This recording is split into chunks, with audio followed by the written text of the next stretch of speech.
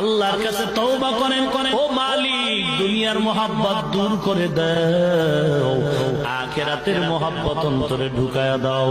কারণ দুনিয়ার মোহাব্বত নিয়ে যদি কবরে যাও, কবর দুই পাশের মাটির ছাপ আসবে, জাহান্নামের আগুনে কবর ভরে যাবে, হাসরের ময়দানে আযাবের কোনো শেষ নাই। এরে আল্লাহর বান্দা, যুবক কবির বাবাজি ও পর্দার আড়ালের মা, টুপির কারণে মাথা নষ্ট না, দাড়ির কারণে সম্মান কমে নাই। আমিও মায়ের সন্তান, কোরআনওয়ালার মা ও মা, তুমিও মা, কোরআনওয়ালার বাবাও একজন বাবা, তুমিও সন্তানের বাবা। মাদ্রাসায় কোরআন পড়ে সম্মান কমে নাই রে বাবা। দেখো আমগো মাদ্রাসায় খবর নাও, কত রেবের ছেলে কোরআন পড়ে, আর্মির ছেলে কোরআনের হাফেজ, ডিসির ছেলে কোরআনের হাফেজ, এসপি সাহেবের ছেলে কোরআন পড়ে। কারণটা কি? বলে দুনিয়ার সব কামাই করলাম, কবরে যাওয়ার পরে কোনো কামাই করতে পারলাম না।